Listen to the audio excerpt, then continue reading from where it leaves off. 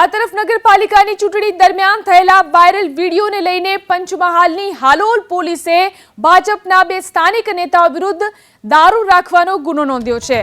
હાલોલ શહેર ભાજપના ઉપપ્રમુખ નીતિશ પટેલ અને સૌરભ ત્રિવેદી વિરુદ્ધ પોલીસે દારૂની 9 બોટલ રાખવાનો ગુનો નોંધ્યો છે।